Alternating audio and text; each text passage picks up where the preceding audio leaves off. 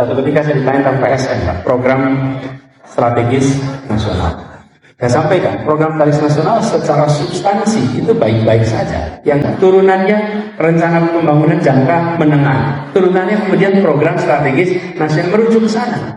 Tapi kalau itu tidak dikendalikan dengan baik, PSN ini kemudian menjadi titipan dari kanan kiri yang masuk tanpa kita ketahui bagaimana proses itu disusun.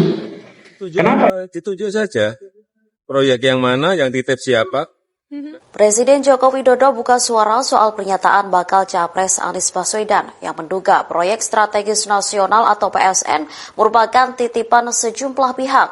Presiden Jokowi meminta Anies Baswedan untuk menjelaskan secara detail proyek strategis mana yang dimaksud.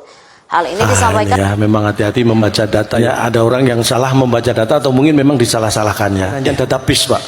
Hanya database itu sangat terbatas. Apa? Ya, paling harapan kita, Lorena, ya kan, Keramat Jati, doa ibu. Itu apa, Pak? Itu database. Jadi sempit sekali. Assalamualaikum warahmatullahi wabarakatuh. Ketika dulu Pak Anies Baswedan mengkritik proyek strategis nasional yang dicanangkan oleh Presiden Jokowi, sontak saja Pak Anies mendapat berbagai kritikan, kecaman, bahkan respon langsung dari Pak Jokowi. Pak Anies diserang oleh buzzer, dikira tidak pakai data, padahal Pak Anies ingin memberikan masukan yang penting sesuai dengan aturan dan tidak mengorbankan masyarakat, di mana lahan-lahan itu akan dibebaskan. Dan seperti apa selanjutnya? Kita langsung saksikan berikut ini. Kita sering saksikan kebijakan-kebijakan yang tanpa governance yang benar yang muncul. Saya beri contoh. Satu ketika saya ditanya tentang PSN, Pak, program strategis nasional. Saya sampaikan, program strategis nasional secara substansi itu baik-baik saja. Yang problem yang kita sering alami adalah bagaimana PSN itu disusun. Ketika PSN itu disusun dalam transparansi, dengan pelibatan publik dan pelibatan semua. Lalu rujukannya apa? Rujukannya ada RPJP, Rencana Pembangunan Jangka Panjang. Turunannya Rencana Pembangunan Jangka Menengah. Turunannya kemudian program strategis nasional merujuk ke sana. Tapi kalau itu tidak dikendalikan dengan baik, PSN ini kemudian menjadi titipan dari kanan kiri yang masuk tanpa kita ketahui bagaimana proses itu disusun. Kenapa itu dibuat? Supaya mempercepat berbagai macam program yang sesuai dengan RPJP, yang sesuai dengan RPJMN. Itulah sebabnya dijadikan fast track. Tapi kalau fast track ini tanpa ada proses tata kelola yang benar, maka dia menjadi titipan kanan kiri. Dan ketika titipan kanan kiri, konsekuensinya dirasakan oleh masyarakat. Ini mesti kita kembali perlu luruskan.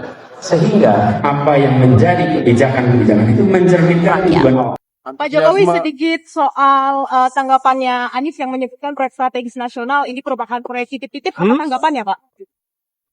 Ya ditunjuk saja proyek yang mana, yang titip siapa.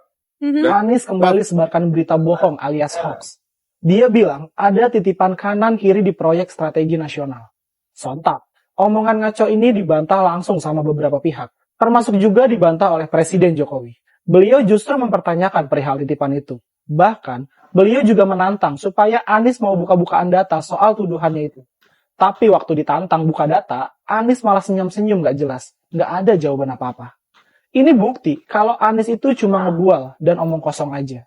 Bahkan, di suatu wawancara di salah satu stasiun TV, saat ditanya soal data titipan kanan kiri yang dimaksud Anies, juru bicara Anies, Pak Surya Chandra, juga cuma bisa ngeles aja. Malahan dia ngeles pakai jurus yang biasa dipakai Anies. Dia bilang, datanya ada, cuma nggak bisa dibuka ke publik. Ini apa-apaan coba? Kenapa juga nggak bisa dibuka ke publik? Kalau nggak bisa dibuka ke publik, kenapa justru Anies ngomong depan publik? Harusnya Anies yang nuduh, ya dia harus buktiin tuduhannya lah. Kalau Anies nggak bisa buktiin omongannya, itu namanya Anies sudah melakukan pembohongan publik dong. Karena dia udah menyebarkan informasi yang dia sendiri juga nggak bisa buktiin. Gue sendiri kok curiga ya. Jangan-jangan Anies nggak punya datanya. Dia cuma ngomong asal-asalan. Yang penting bisa nyerang pemerintah. Mau benar atau enggak, ya nggak peduli. Yang penting namanya jadi populer. Soalnya kan elektabilitas dia lagi hancur banget nih. Atau mungkin juga niatnya mau memprovokasi masyarakat. Ya minimal masyarakat yang mendukung dia lah. Dengan pelibatan publik dan pelibatan semua. Lalu rujukannya apa? Rujukannya ada RPJP, Rencana Pembangunan Jangka Panjang. Turunannya Rencana Pembangunan Jangka Menengah. Turunannya kemudian program strategis makin merujuk sana. Tapi kalau itu tidak dikendalikan dengan baik, PSN ini kemudian menjadi titipan dari kanan kiri yang masuk tanpa kita ketahui bagaimana proses itu disusun. Itu pernyataan Anies yang membuat gerah pemerintah. Sampai-sampai Jokowi pun menanggapi. Tunjuk saja katanya, tunjuk saja. Ada yang lain mengatakan ini adalah hal yang fitnah. Macam-macam lah. Mau dikadukan macam-macam Anies pada waktu itu kan. Masih ingat kawan-kawan. Dan saya sebagai pengamat langit. Pengamat super dari langit. Lisensi saya dari langit cuma. Dan rupanya Tuhan tidak tinggal diam kawan-kawan. Mungkin tidak menyadari. Anies Baswedan pun tidak menyadari. Karena tujuannya baik. Tujuannya baik kepada semua rakyat Indonesia. Karena kita tahu PSN itu banyak yang jadi masalah. Di Rempang itu penduduknya sampai diusir dari kampung halamannya. Gara-gara PSN. Dipaksakan, diboldoser, dipiting. Kan itu yang kemarin terjadi. Masih ingat kawan-kawan? Sampai Panglima mengatakan mau dipiting. Luhut mengatakan mau diboldoser kalau yang menghalangi. Ini katanya kata Anies Baswedan. Kalau nggak seperti itu rentan dititipi, rentan dikorupsi. Dan ini yang menjadi bukti. Bukan siapa-siapa yang membuktikan. Tuhan melalui PPATK. PPATK menyebut ada 36,67% dana proyek strategis nasional atau PSN yang masuk ke rekening subkontraktor dipakai di luar urusan pembangunan proyek terkait. Dana itu justru mengalir ke sejumlah pihak, mulai dari aparatur sipil negara hingga politikus. Hal itu disampaikan Kepala PPATK Ivan Yustiavandana dalam keterangan pers refleksi kerja PPATK 2023 Rabu pagi. Sepanjang tahun 2023, 36,67% dana untuk proyek strategis nasional digunakan untuk kepentingan pribadi menggunakan berbagai modus. Adapun modus yang dimaksud seperti penggunaan rekening pribadi untuk menampung dana, pembelian aset properti, kendaraan hingga perhiasan, serta penggunaan safe deposit box hingga penggunaan valuta asing dalam upaya suap atau gratifikasi. Namun Ivan tidak merinci lebih jauh PSN mana yang lebih banyak bermasalah. 6,67% diduga digunakan untuk pembangunan yang tidak digunakan untuk pembangunan proyek tersebut. Artinya ini digunakan untuk kepentingan pribadi.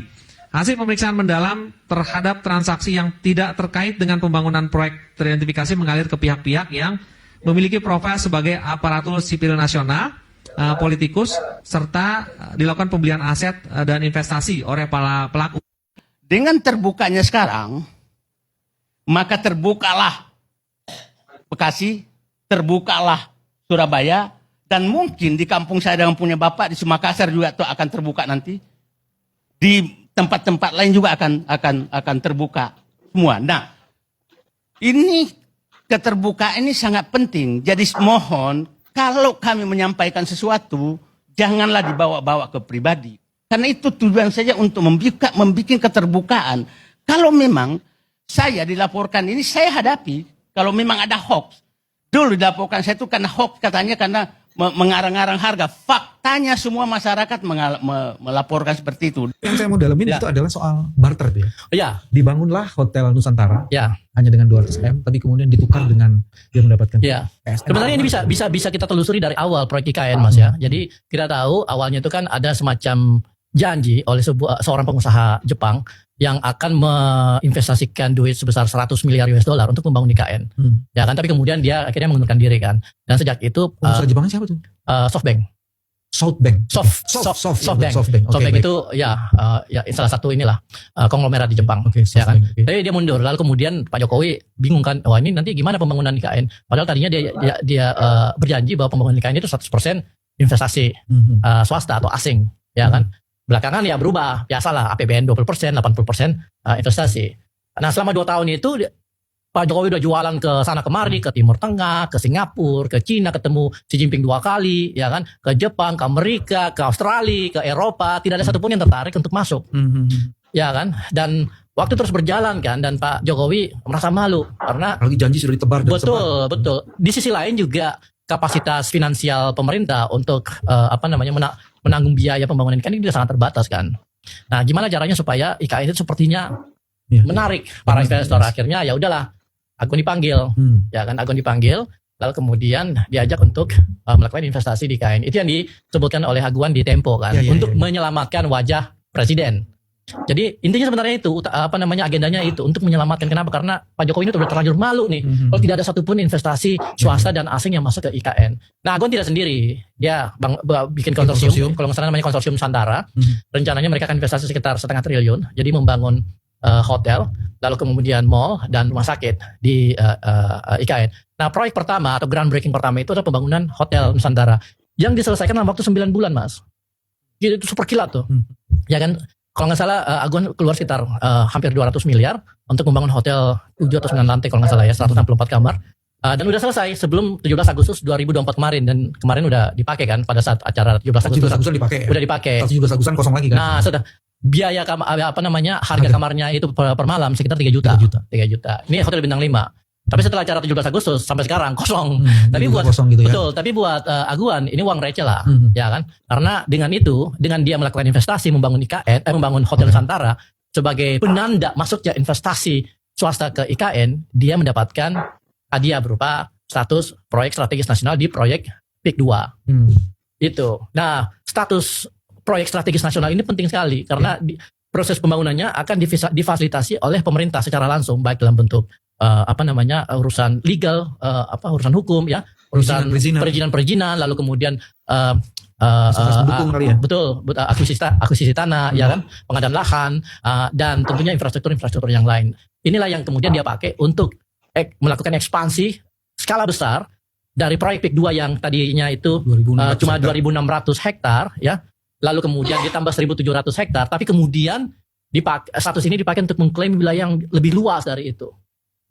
Yang sampai kalau nggak salah daerah Kronjo gitu, jauh banget.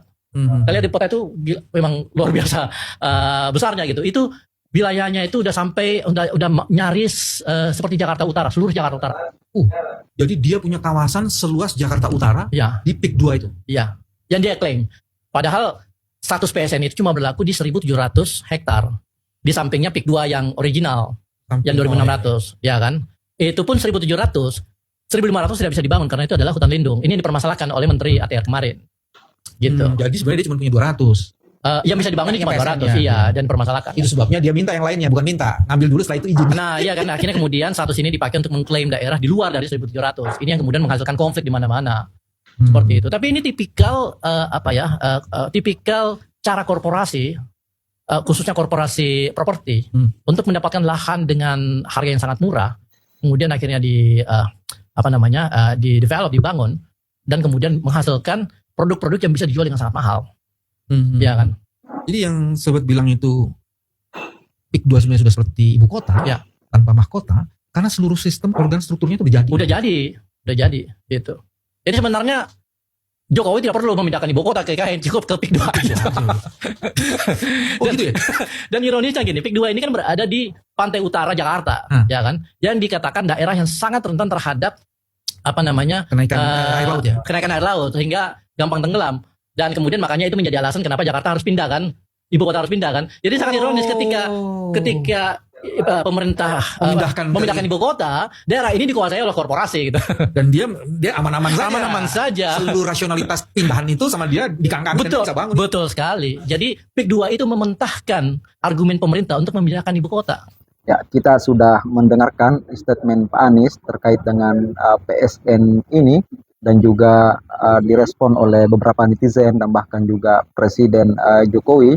Dan tentu saja saat ini munculnya pagar bambu di laut dan juga Pantai Indah Kapuk 2 yang selama ini dibongkar habis-habisan oleh Pak Said Didu, di mana luas wilayah yang masuk dalam PIK 2 ini mungkin ya ratusan hektar, dan termasuk pantai yang dipagar bambu di Tangerang yang sudah ternyata punya sertifikat dan juga sudah dikapling-kapling. Namun kita bersyukur karena Pak Prabowo meminta itu dicabut dan Menteri kemarin sudah membatalkan sertifikat itu. Dan kita kembali kepada perbincangan kita kali ini, bahwa dulu Pak Anies pernah memberikan kritik dan masukan. Di sini yang penting dugaan-dugaan ada bagi-bagi jatah, ada pesanan dan memuluskan orang-orang tertentu. Dan untuk itulah dulu para buzzer turun mencaci maki, menyerang Pak Anies, dikira tidak pakai data, dan terbukti lagi-lagi Pak Anies terbukti apa yang dikatakan Pak Anies dulu itu terbukti sekarang dalam kasus yang lagi hangat di awal 2025 ini. Itulah sosok Pak Anies, pemimpin yang cerdas, wawasannya luas, pandangannya sangat jauh, sangat visioner, dan kebijakan-kebijakan yang terus beliau sampaikan adalah berpihak kepada rakyat, dan itu sebagai rekam jejak sudah terbukti selama beliau menjadi gubernur di Jakarta. Lagi-lagi soal di sini soal PSN ini Pak Anies lebih nyata terbukti dibanding Pak Jokowi, meskipun Pak Jokowi sudah menjadi presiden 2 periode. Namun publik menilai dan merasakan bahwa kebijakan itu justru lebih banyak menguntungkan para cukong korporasi, sementara mengorbankan masyarakat. Di sini tentu kita tidak mengkritik secara pribadi, tapi kebijakan, karena niat kita semua akan melihat Indonesia menjadi baik, bersatu, kuat, sejahtera.